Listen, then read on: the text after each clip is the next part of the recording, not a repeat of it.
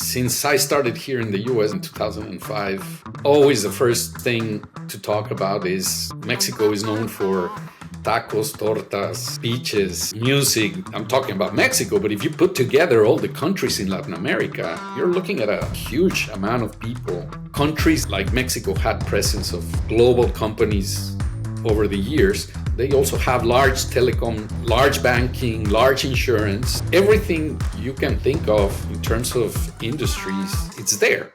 Welcome to 5 Minutes, your quick dive into the wide-ranging world of insurance, technology, and leadership. I'm Miguel Edwards, and I'll be your guide as we explore these topics that are transforming not just the insurance industry, but the business world at large. Along with sharing observations I've made over the span of my career in insurance, technology, and operations, I'll be chatting with some of the brightest minds in business and leadership. Whether you're a seasoned executive or a rising star, an industry expert, or just curious about how technology is revolutionizing insurance, this is your perfect spot for your weekly dose of insights. This is 5 Minutes. Really looking forward to really diving deep into this concept that we've been talking about of around nearshore operations. And, you saw we did a blog post on it together, and I want to just further the conversation. That's what we're going to do here today. And I thought maybe just by way of some background, you could just give us a little bit around how you came to decide to move into this concept of nearshore IT solutions. You've got something of a target in the financial services industry, and just talk to us a little bit about why you went into that space. Thank you so much, first of all, for the invitation, and I'm always happy to collaborate with you on any initiative that you might start. Pretty much lived in Mexico my life, except for a year that I spent in the US when I was like 12 years old as an exchange student. And I've been around insurance pretty much all my life. My dad was an insurance broker. My first job was implementing a COBOL-based policy admin system on an HP 3000 or something like that back in 1985 or something like that. Around 2001, I became a partner of a company called Synapsis, which was an IT services company based in Mexico that provided solutions and services to financial services institutions. Mostly we had banks and insurance clients and factoring and those kind of things. And then something important that happened was that in the year 2000, Mexico had a big change in its government. And a guy named Vicente Fox became president of Mexico. Mm-hmm. When he became president, he named the IT outsourcing industry as one of the 7 key industries to be developed in Mexico. So he gave a mandate to the Ministry of Economy to set up a plan on how to develop that industry, because he saw that there was an opportunity being, next door neighbors. And since, you and I have talked about this before, Mexico is somewhere like the 12th, 13th economy in the world, even though most people don't know it. Right. And so what I'm trying to go to is that the market in Mexico for IT services had already been there for a while. Large companies like IBM, like Microsoft, like Oracle had already some sort of operations in Mexico. So there was already talent. We kind of came to a point where, okay, it seems like there's an opportunity for Synapsis to sell its services in the US, but somebody has to do that. Right. So we took that opportunity, and we decided to come to the US and give it a try for a couple of years. 2010, we started Ascend, and our first client was an insurance company. And we continued, kind of growing in that space. And so it came to a point where I said, well, out of these 10, 12 years that I've been here, most of our clients are insurance clients. I kind of understand the business because of my background. So, and we see a very good opportunity in the mid-market, companies between $500 to $2 billion in revenue in that space. that have a lot of need for IT work because of regulation, because of all the reasons why insurance companies have a lot of requirements in upgrades, updates, all these things happening with mergers, acquisitions that they do. So they have spaghettis in technology and things like that, things that you have much more experience than me on that. So we said, you know what? I think insurance is kind of like where we should focus. It doesn't mean that we cannot provide services to other companies, but Sure. but this is an area that we feel more comfortable in. And of course, after 15 years of experience, or 18 years now of experience promoting this model of nearshore services for clients and seeing their success, relationships become long-term relationships, things like that we value. So we finally said, you know what, let's do that. So that's kind of like where the history comes from and where we are now. Love that. No, thank you for that explanation. So as you start thinking about the value proposition that you're bringing to insurance companies with this nearshore concept, give me a little bit of a juxtaposition in terms of the whole nearshore versus offshore component. So what would you suggest are some key differentiators and just in general, not necessarily just with Ascend, but in general, why an insurance company would want to consider nearshore versus offshore? And perhaps even onshore. I think it's obvious for onshore, but kind of talk a little bit about that juxtaposition. Well, I think that first of all, due to the lack of talent, or not lack, but the shortage of talent that there is, having another source is something very important. And nearshore has two big factors. One is cost, better cost than doing things onshore. And it's very convenient because you're pretty much having everybody in the same time zone or close to the same time zone. There's a lot of cultural affinity between US and Latin America, especially Mexico in this case, but the ease of communication, the language capabilities of the resources in Mexico, and the amount of talent that there's available in Latin America, I think it makes it very interesting and cost effective and low risk for companies to, have a remote workforce providing services or providing work out of Latin America. So I think that's kind of like the most interesting parts of or the biggest value for any company, in this case especially insurance. Again, when we talk about mid-market, managing a team offshore, and you have more experience than me on that, requires a lot of effort, teams, people being available midnight, all those things that happen. And when you have a big company with a big team, it's if you're going to have 500, 400, 300 people in India or China or whatever, it's easy to justify having a team in the US to manage that team.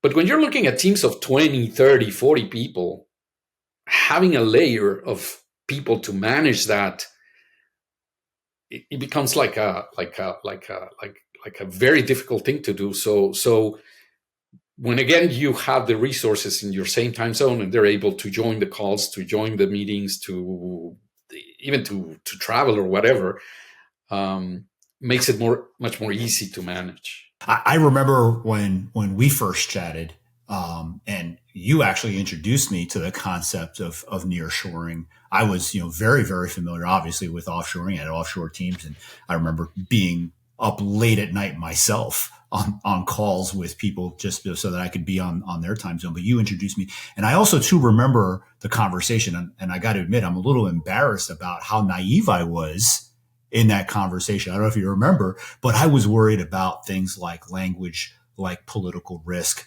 like crime, just general stability in Latin America, Mexico in particular. And you had to re-educate me. You had to reorient me around what that really meant, what it looked like. Is that a kind of a typical concern that you get when you're talking to potential customers and you kind of talk a little bit about your talk track in trying to reorient people's thinking to what Latin America actually looks like. And really, by the way, I'm also pretty embarrassed because yo soy panameño. I'm from Panama. Like, this is my background, right? Yeah. And so it's just so that naivete was really fascinating for me to overcome. Talk a little bit about that. Every time since I started here in the US doing that in 2005 or a little bit before that and up to now, always the first thing to talk about is, Mexico is known for tacos, tortas, beaches, music, good food, etc. But nobody sees. It's not known that there's a business, a large business environment, and I'm talking about Mexico. But if you put together all the countries in Latin America, you're looking at a huge amount of people, and countries that have, like Mexico, had presence of global companies over the years. They also do that. They also have large telecom, large banking, large insurance. Everything you can think of in terms of industries, it's there. Thing is, it's a little bit how do you say, like, spread in many countries that are small. You have the big players, like Brazil or like Mexico with over 100 and over 200 million people. But then you have all these little countries that have 20, 30 million people or whatever, but they do have an important business. And, like you mentioned, you had a concern about crime. And I was like, okay, but why are you concerned about crime? You're not going to have to be there. Yeah. And honestly, in all these years, just as it happens in the US, I've had people that got their laptops stolen from the car or things like that do happen. And of course, if you go to big cities like Mexico City or like Sao Paulo or something like that, of course, sure, if you look at the crime rates, they're going to look big because they have a huge population. But I've shared with you statistics on homicide rates on cities like Mexico City or Guadalajara compared to New Orleans, Chicago, Baltimore, Chicago, or whatever. And honestly, those things are not really very different. And again, you're not going to have to go there. Right. Of course, there's people that say, no, but I want to have a delivery center and I will need to travel and I need to go there. Yeah, I agree. I agree you would probably have to do that if you're going to set a large operation. But sure. But when we're talking about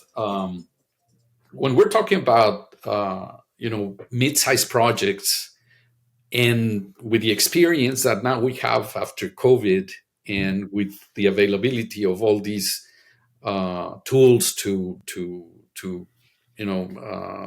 video conferencing and high capacity internet and everything services, really the need for traveling has become zero. Mexico is graduating anywhere between 65 to 100,000 IT related graduates per year. And in that scale, if you go to Guatemala, you go to Panama, you go to Costa Rica, to all these countries, you will have that too. And you will also have the IBMs and the Walmarts and the HPs doing business in those countries. So, you'll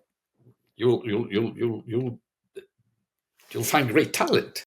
Yeah, it's funny. I have a little bit of a great advantage or fortune, especially in my last role where you and I partnered, where for the first time I was running an IT organization that spanned multiple Latin American countries. So I got to see it firsthand. And in fact, one of the things that was so eye opening to me was the incredible investment that governments are continuing to make in churning out that level of IT talent. And in places like Mexico and places like Costa Rica, you're seeing that that there's actually this massive investment from larger companies, Infosys and HP and all of these big companies that are investing in IT talent in these countries. And I wouldn't have seen it myself with my own eyes had I not had to travel to visit my teams that were located in those areas. So I'm glad that I got to round the curve, not only just with you, but only in my own experiences and seeing the incredible investment. Yeah, it's fantastic. One of the things that I wanted to ask you about is I got to believe that there are companies that are considering on their own, as part of their own organizations, building nearshore operations in Latin American countries, especially as you think about kind of India is actually becoming not cost competitive anymore. The labor rates and the turnover, it continues to be a challenge there, and so folks are looking for additional options. What do you say to, and what kind of advice do you give to a company that has the wherewithal, has the financial wherewithal and the scale to launch a nearshore operation? What kind of advice do you offer to a company like that wants to invest in their own operation?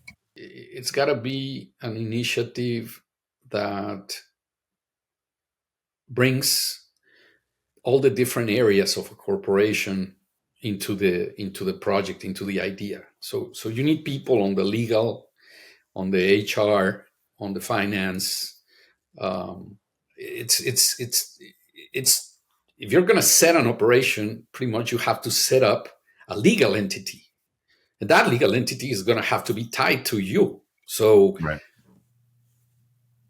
that's the first thing. The Mm-hmm. second thing is, okay, so what exactly are you trying to accomplish? If you're going to do development, if you're going to do business process work, if you're going to do just support, and then you have to then look at the countries, and first of all you have to look at the talent availability for what you're specifically looking at doing. So once you have that, you need to go to the place and partner with somebody local that can guide you and that can present you with government officials, because when a company decides to open a facility in a city, like the example I have that I lived by myself was Guadalajara in Mexico. Opening a center for Perot Systems in Guadalajara was a big thing for the Guadalajara community and for the Guadalajara government. So, there's a lot of incentives for that. Got it. Yeah, big, huge undertaking, and I guess just it makes the case to leverage a company like yours that already has the infrastructure, that already has the recruiting pipelines, et cetera. That it makes that case. It's kind of fascinating.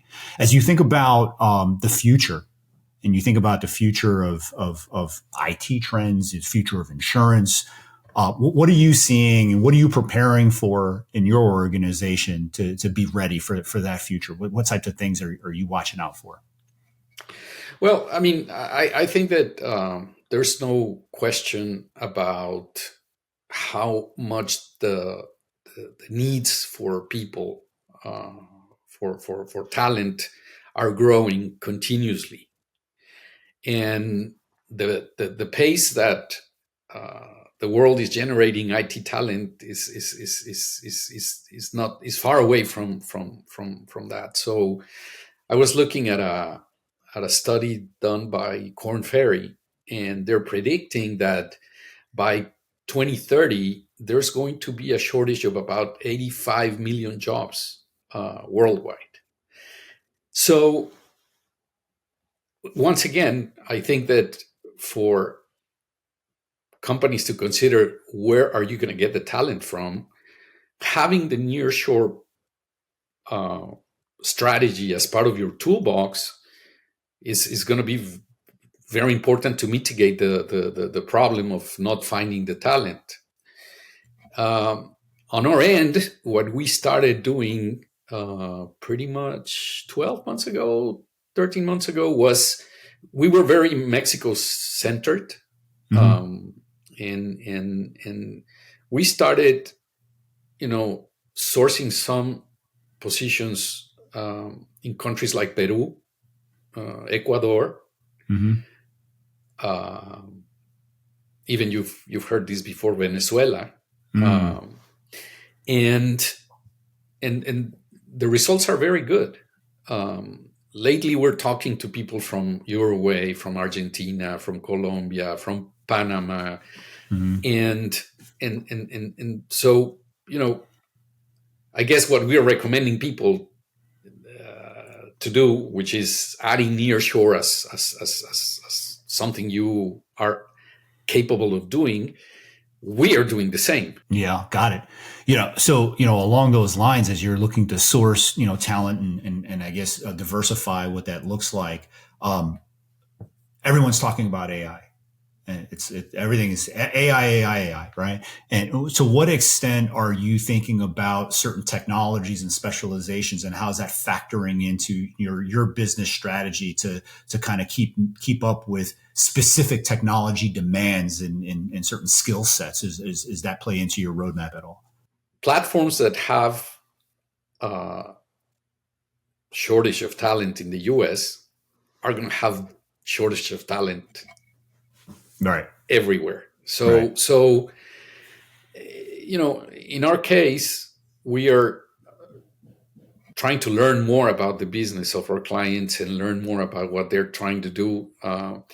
We've talked and we've seen, for example, using Salesforce, using Guidewire, using all these insurance related platforms, where we will have to prepare talent for.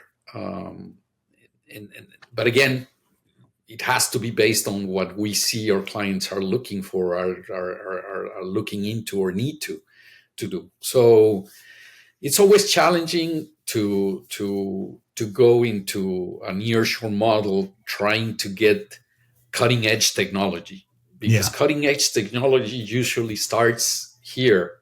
And then it starts spreading out. No, I appreciate that, and thank you for that transparent view, because it is a challenge here. And in fact, I find that it's a challenge, especially in the insurance industry, because we're not necessarily the most forward industry out there, and so just getting the right kind of thought processes around some of this innovation has been challenging.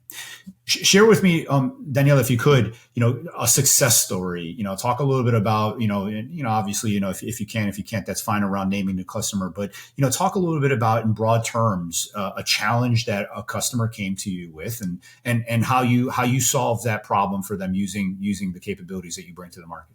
I'll say that it's a car insurance company that was started in the late 90s, 1999, 2000, around that time. They went on building all their software, building all their platform for selling mostly online car insurance. And by 2004, something like that, they ventured into the idea of outsourcing part of the development work offshore. And that didn't go very well. There was a lot of communication issues. And it was an initiative that was about to be, wrapped up and forget about it. And we had the opportunity to approach them to do part of that work nearshore. So I think one of the key things, and I guess you will confirm that, is that in this case, a CIO has to have buy into the idea and the leadership's capability to convince his team to, okay, you were working with just US based people. Now you're going to work with offshore people. And now you're going to say, no, it's not going to be all offshore. It's going to be also nearshore people. And so, the challenge was huge for this gentleman. But he listened to us and he said, okay, let's do a pilot. Let's get these three, 4 guys, come, knowledge transfer, and spend a month with us, and then let's see if it pans out. That team grew to about 100 people. By the time this was up to 100 resources, this company was saving probably anywhere between $7 to $10 million a year on that group. Wow. And so I guess it was, I would say, it's very successful. You said something when you were describing that that reminded me of something that I had to think about it, and I would just share, I guess, from my own expertise. I learned that, particularly with your team, one of the most critical factors of success for us was culturally integrating your team with ours. It was one IT organization, as opposed to throwing it over the fence at the offshore, their nearshore team, and let's see what they do with it. And actually, your leader, I actually had in my staff meetings and was part of the leadership team to ensure that she had connectivity into everything that was going on. And so, I guess, just my own contribution to this conversation, for anyone listening and considering this, is really that importance of creating that cultural alignment. You can't have a dividing line and expect it to work well. It has to be fully integrated culturally, technologically, down to the software that they're using. They were on our email platform. They use our email addresses, and it was basically, it looked like just another employee of mine. So, Daniel, I want to just wrap up with one last question. Just, first off, what you think about your horizon, kind of what's next for your firm? What can we be thinking about, as we watch ascend and, kind of what do you think? What's coming next for you? We want to learn more because, it's impossible to know everything in anything, but we want to learn more about, we're trying to learn more about the industry and the industry needs. Mm-hmm. I said expanding into other countries. So we are able to, combine people from all these different countries in Latin America. I think it's one of the most important things we can do to grow our capabilities of providing talent. Mm-hmm. And the other part is, now that we're setting up a team with Salesforce, we have been working for a couple of years already with Guidewire, things like that. We are looking into partnering more with those type of companies, to help their clients and to also learn more about, their platforms and their things. Daniel, again, I can't thank you enough for this, not only just for doing this with me, but, you've been a 2-time partner of mine. We worked at 2 different companies together. You were a significant lever of success for me in the work that I had to do. So this is hopefully a continuation of our partnership as we move forward in our respective paths. And again, thank you so much for your time. And I'm sure I'm going to see you again real soon, especially at the next conference where we always run into one another. I appreciate it. Thank you so much. Like I said, always a pleasure collaborating with you. You're one of those forward-thinking leaders that this world needs. Thank you for joining this episode of 5 Minutes. If you've enjoyed our discussion, we'd love for you to share with anyone else you think might find it interesting. Also, please subscribe on whatever podcast platform you're listening on and hit that bell to stay on top of the game with our practical 5-minute episodes. We look forward to seeing you again next week.